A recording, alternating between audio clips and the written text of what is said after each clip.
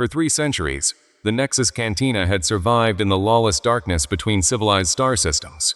Its owner, Kickstar, had watched more than 10,000 beings die beneath its dim lights. He had seen ritual sword contests fought for honor and pride. He had watched claw duels leave walls splattered with alien blood. Energy weapons had reduced challengers to drifting smoke. Poison darts, neurostingers, plasma whips, sonic blades. Every species across known space possessed its own preferred method of violence. And during those 300 years, Kickstar believed he had witnessed every possible way one intelligent being could kill another. Then he met a human. Alex Smith sat quietly at the bar, slowly working through a drink that looked vaguely like whiskey but tasted, according to every alien who had dared try it, like industrial solvent mixed with lightning. The human freighter captain had become a regular during the previous 3 months.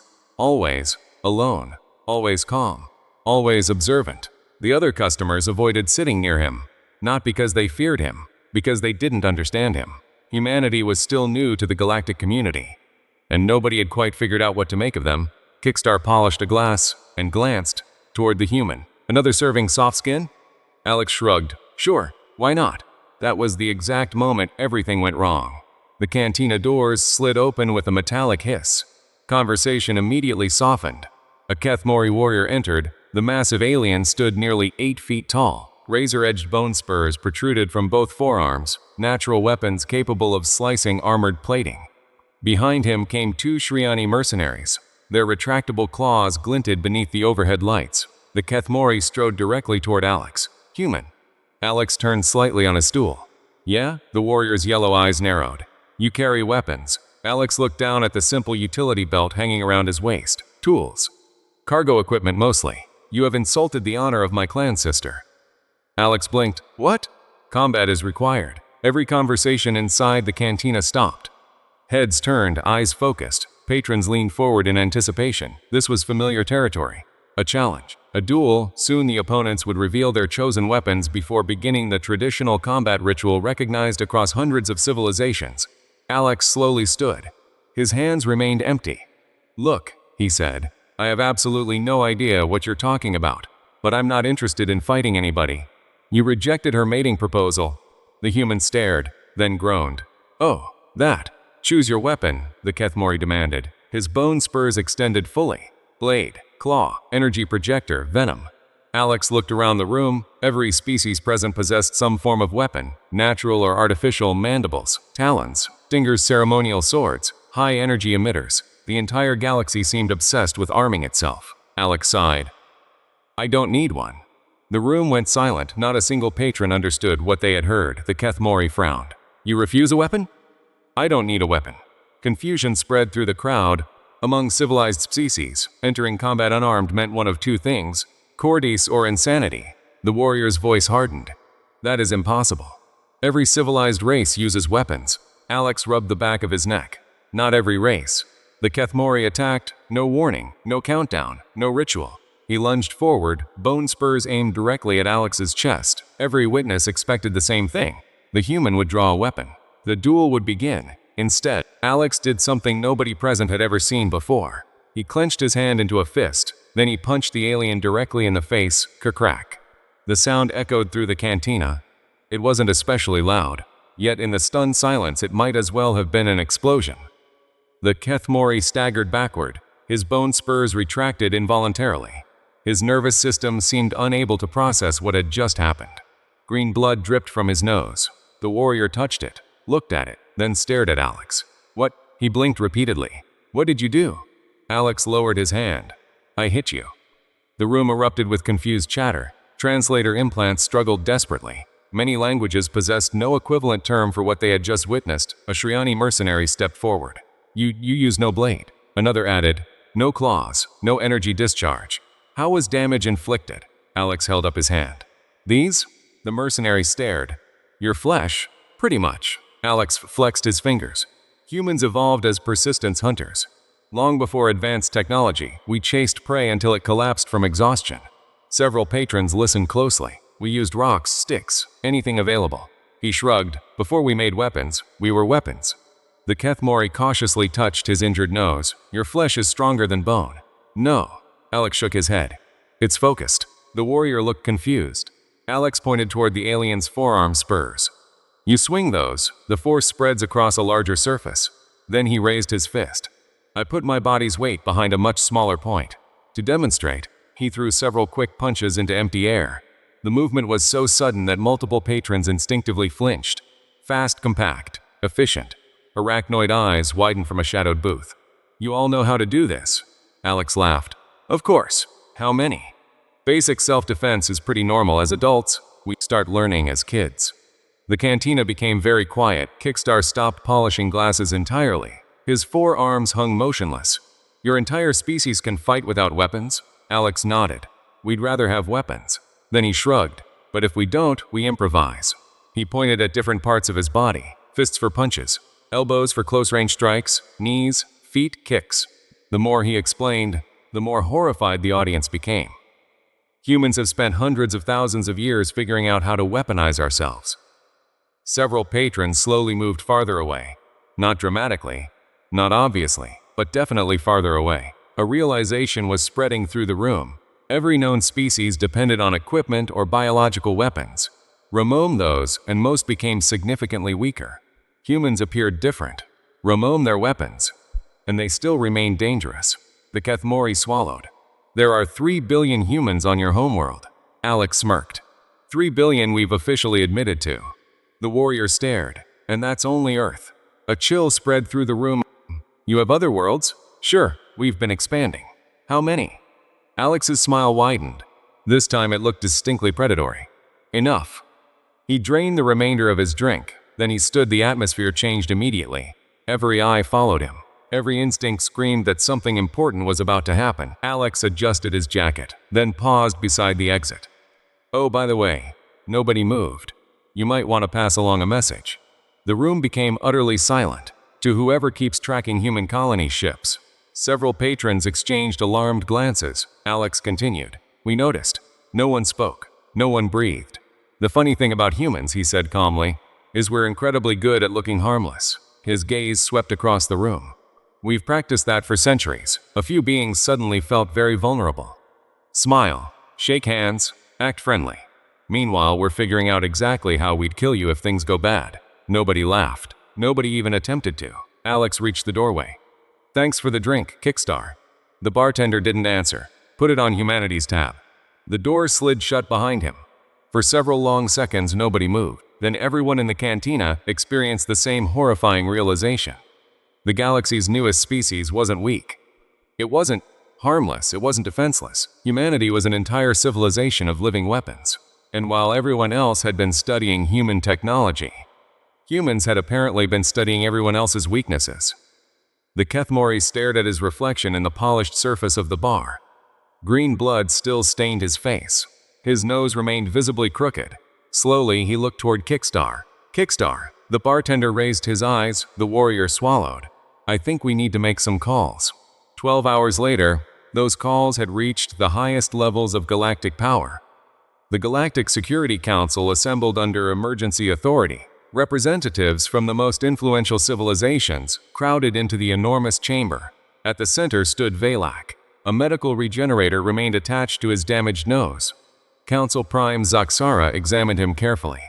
You are informing this council. Her voice echoed through the chamber. That a single human defeated a Kethmori warrior using what you call a punch. Velek nodded. No weapon. Silence followed.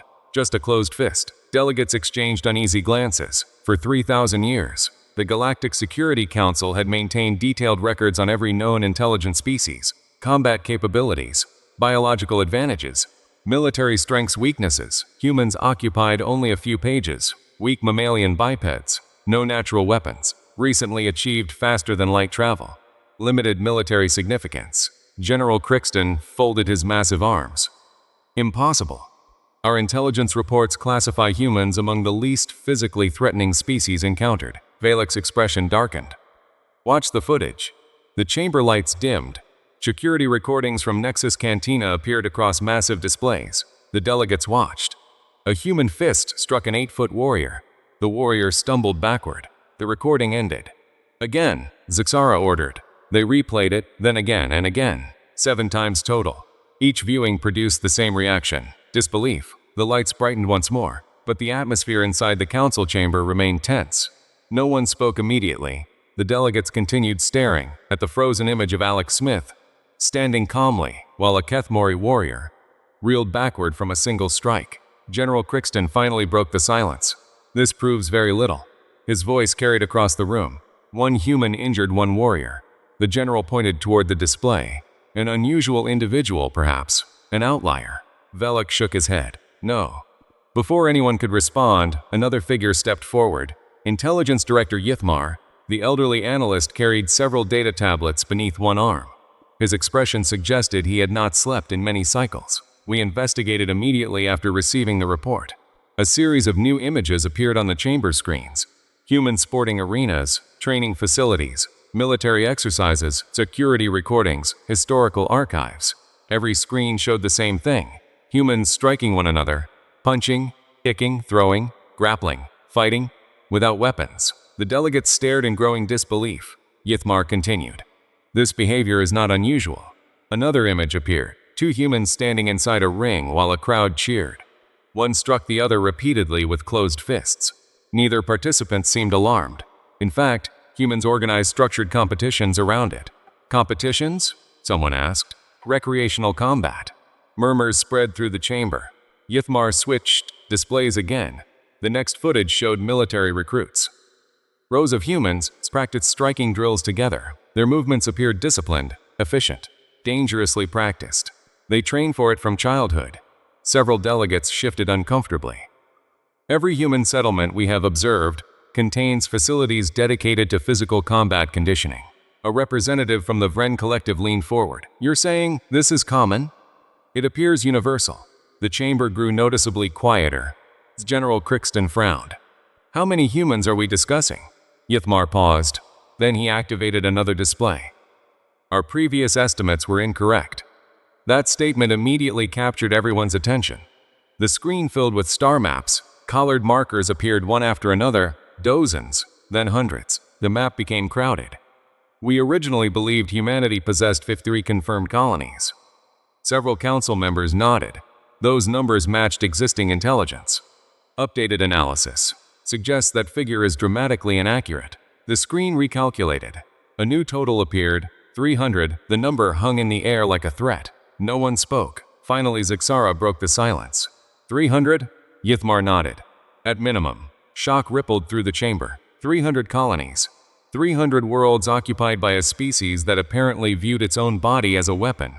A species capable of expanding across space faster than galactic intelligence networks could track. The implications were disturbing. Very disturbing. General Crixton stared at the map. How did we miss this? We didn't miss it. Yithmar's voice carried an uncomfortable certainty. We were manipulated. Several heads turned. What exactly do you mean? The intelligence director enlarged multiple sectors of space. Human shipping records. Another display appeared, colonial manifests. Another, construction logs. Another, long-range sensor observations. The data formed a pattern, a deliberate pattern. For decades, humans have allowed us to observe selected colony operations. The realization began spreading through the room. Selected? Yes. Yithmar highlighted several regions. These locations appear active. Then he highlighted others. These locations appear strategically important. The second group was dramatically larger. The delegates exchanged worried glances. They knew we were watching, Velek said quietly. Exactly. Yithmar folded his hands behind his back. Every piece of information we relied upon appears to have been curated.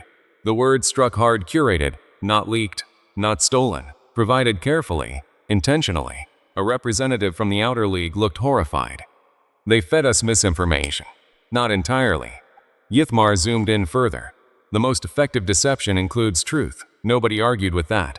The colonies we observed were real. The population estimates were real. The economic reports were real. He paused. But they represented only a fraction of the whole. General Crixton's skin rippled with agitation. A species capable of strategic deception on this scale should already be classified as a major threat. Velek cleared his throat. It becomes more concerning. Every delegate looked toward him. The Kethmori adjusted the medical regenerator attached to his face. We conducted biological reviews. Another set of scans appeared. Human skeletal structures rotated in three-dimensional projections. Muscle fibers expanded across the displays.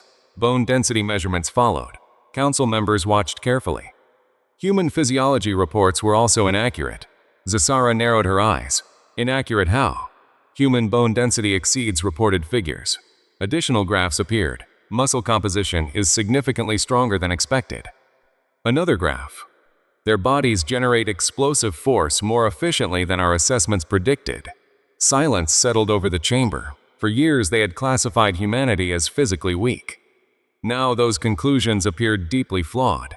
Not because the data had been misinterpreted, because the data itself had been incomplete, deliberately incomplete. They hid their capabilities, Zaxara said. Velek nodded. Yes. General Crixton immediately stood. Then the response is obvious. The military leader looked around the chamber.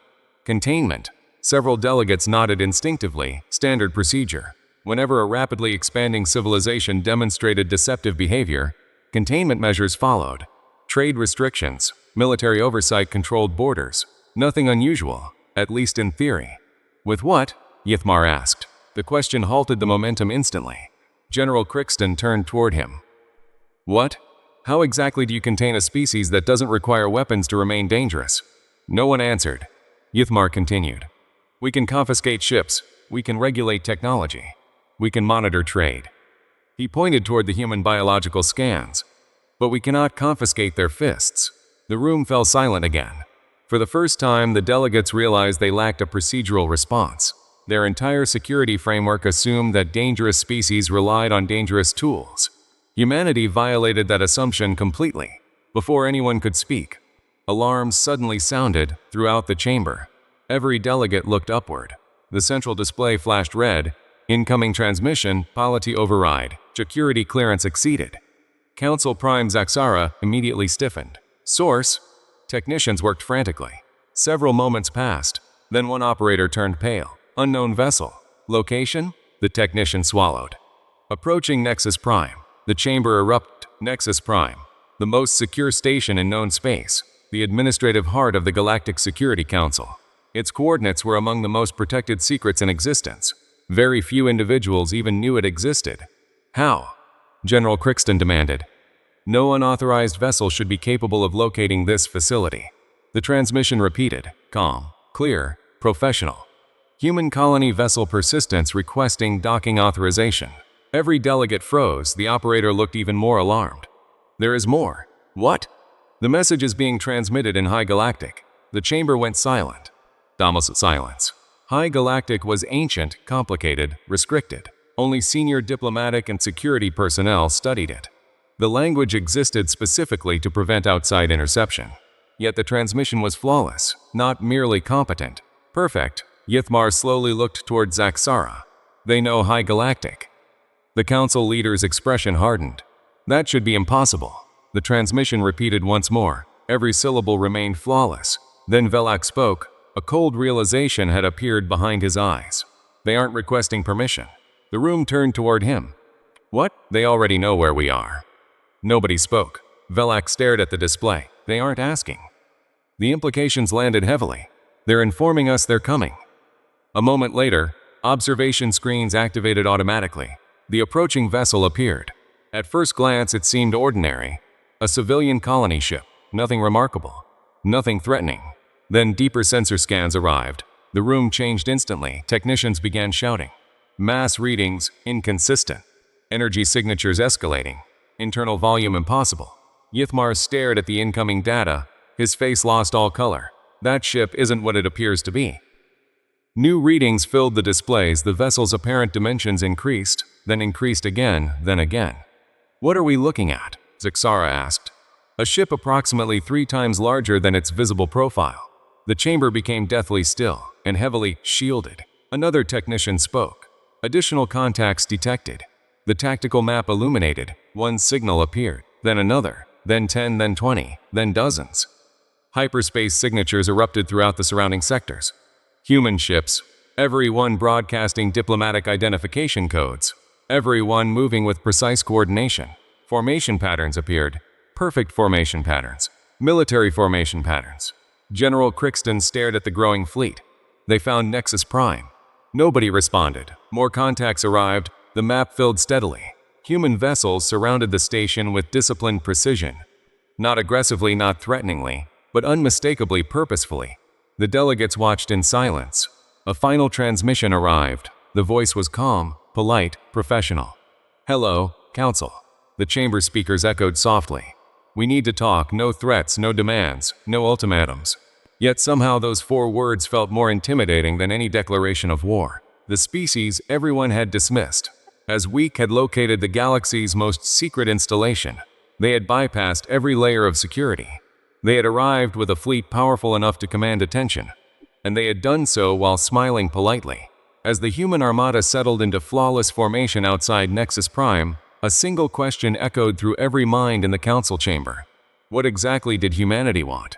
Nobody moved, nobody spoke. For several long moments, the only sound inside the Galactic Security Council chamber came from the tactical displays updating in real time. Human vessels continued arriving, not chaotically, not aggressively. Each ship emerged from hyperspace with precise timing, perfect spacing, perfect positioning. It resembled a military demonstration more than a deployment. Council Prime Zasara studied the tactical map. How many? A technician checked the incoming data. 72 confirmed vessels. Another alert sounded. Correction, 81. The number continued. General Crixton clenched his jaw. "This isn't. No." Yithmar replied quietly. The intelligence director never looked away from the displays. If it were an invasion, we would already know. The general frowned. "What does that mean?" Yithmar enlarged one of the human ships. No weapons locks. Another display appeared. No shield escalation. Another. No attack formations. The analyst folded his hands behind his back. "They aren't behaving like attackers. Then why arrive with a fleet?" Nobody answered immediately. The question lingered. Outside the station, the human vessels completed their formation. Then every ship stopped moving simultaneously. The synchronization was almost unsettling. It demonstrated a level of coordination few galactic navies could match. A communications officer suddenly looked up. "Additional transmission incoming. Audio only? No." The officer swallowed. "Visual." Zasara took a breath. "Display it." The central screen flickered. A human appeared. Not Alex Smith. Someone older, gray-haired, calm, wearing a dark uniform with no visible insignia.